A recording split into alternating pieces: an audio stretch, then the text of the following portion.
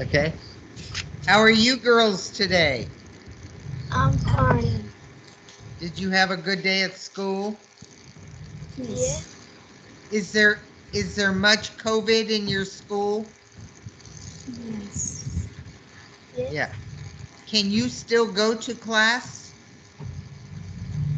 Yes. Yes. Okay, good. Good. I'm glad to hear that. Okay, do you have your papers? Yeah. Yes. Okay.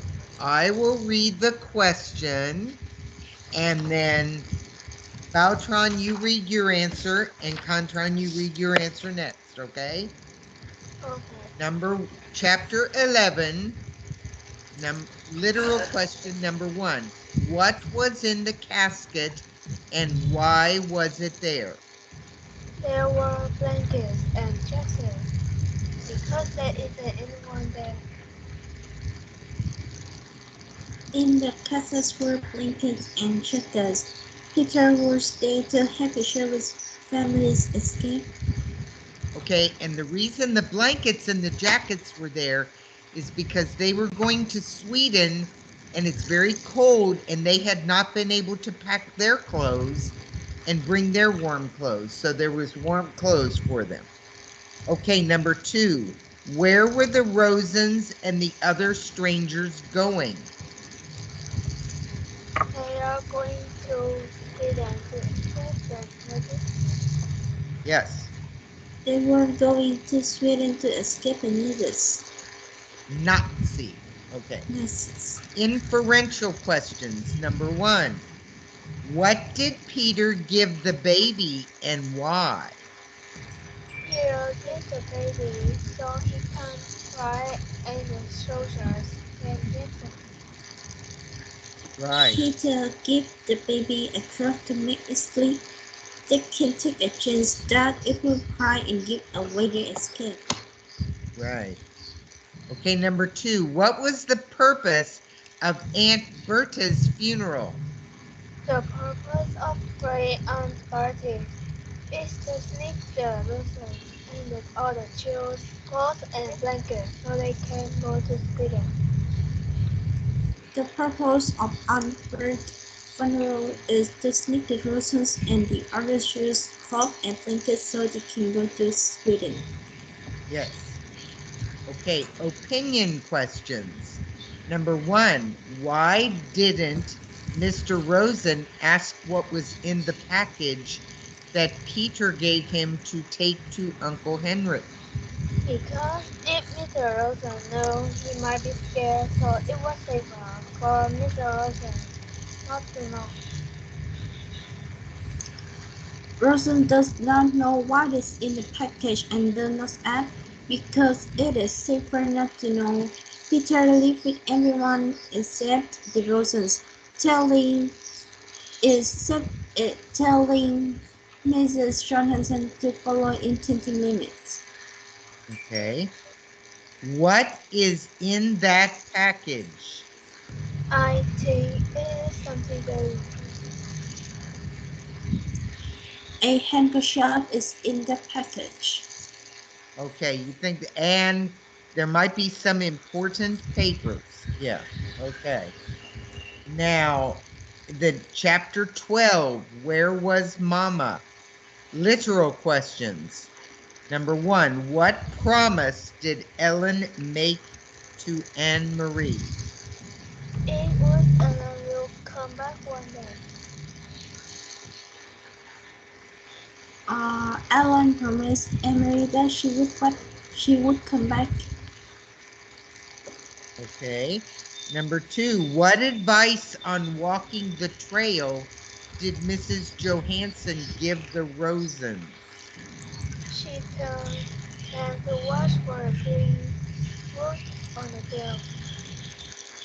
The advice on walking the trail was to watch for tree roots on the trail. Okay. And you pronounce the word advice. Okay. Number 3, how did Annemarie pass the time while waiting for her mother? Emily fell asleep while waiting for her mother. She cried and tied up her papa until her mom got back. She looked out at the woods and watched the birds while she waited for Mama. She saw her mother lying on the path. Okay. Inferential questions. Explain the following thoughts of Annemarie. It was harder for the ones who were waiting, Annemarie knew, less dangerous perhaps, but more fear. It means that if someone is waiting for somebody, it will be less dangerous, but more fear that they won't come back. The events were unknown to people who were waiting, so they were left to make up scenarios in their minds, which are usually worse than that was really happening. Very good answers, both of you. Yes. Sometimes when you don't know, you sit and worry and you think things in your mind. So that very, very good answer. Opinion questions. Number one, what do you think happened to Mrs. Johansen on the way back from Uncle Henrik's boat? I think Mr. Johansen went over a green roof while making her way home in the dark. She broke her ankle when she fell. She fell and sprained her ankle. Okay. And the second one, do you think that Annemarie and Ellen will see each other again? I think they will see each other again someday. No, I don't. Okay, that's good that you had your opinion on it. Very good. Okay, let's go to chapter 13. And Bautron, would you start reading? Yes,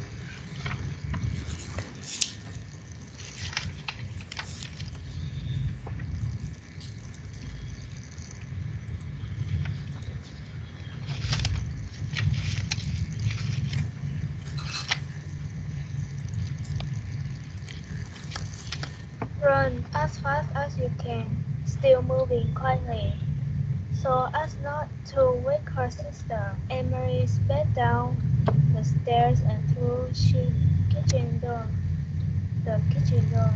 Her foot caught the roof step and she fell for a moment. Faltered. That means she Faltered kind of thought she was going to fall. Faltered. for a moment, righting herself, then dashed across the ground to the place where her mother lay. Mama, she called desperately. Mama, shh, Mama said, raising her head. I'm alright. But Mama, Emery asked, kneeling beside her, what's wrong? What happened? Her mother poured herself to a sitting position. She was in pain. I'm alright, really, don't worry. And the Rosens are with Henrik. That's the important thing. She smiled a little through her face. What's wrong with Anne and her? And she bit her lip. The smile faded. We got there quite quickly, even though it was still so dark. So it was difficult for the Rosens. Not knowing the path, Henrik was there waiting on the boat, and he took them aboard and down below so quickly to the cabin that they were invisible in an instant. He said the others were already there. Peter got them there safely, too. So I turned and hurried home. I was so anxious Anxious. Anxious. to get back to you, Bert. I should have been more careful.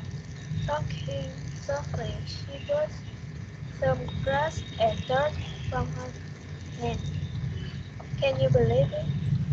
It was very nearly here. Well, maybe just halfway.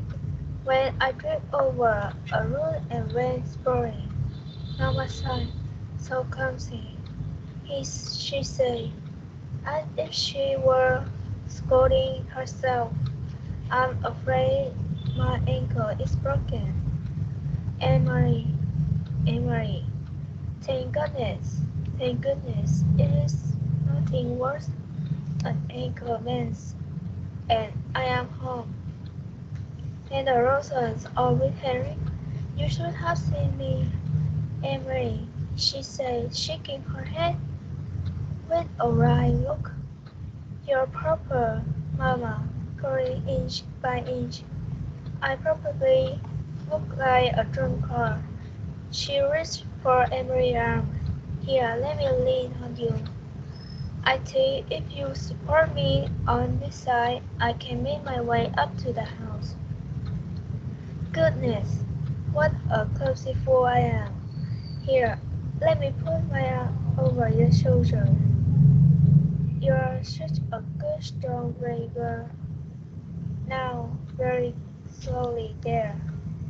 Mama's face was white with pain, and Marie could see it even through the faint light of the approaching dawn.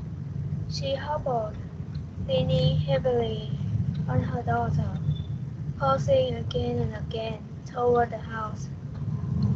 When we get inside, I will have a cup of tea, and then we will call the doctor. I will tell him that I fell on the stairs. You will have to help me wash away the rats and twigs. Here, Annemarie, let me rest for a minute. They had reached the house and Mama sank down to the steps and sat. She took several deep breaths. Annemarie sat beside her and held her hand.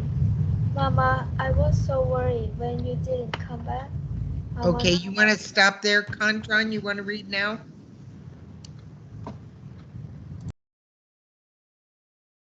You're muted. You're on. Khanh Tran, you're muted. Mama, not. I knew you would be. I thought of you worrying as I'm dragging myself along. But here I am, safe with you. Now, everything is fine. What time is it? It must be 4:30 or close to it. They will say soon. Mama turned her head and gazed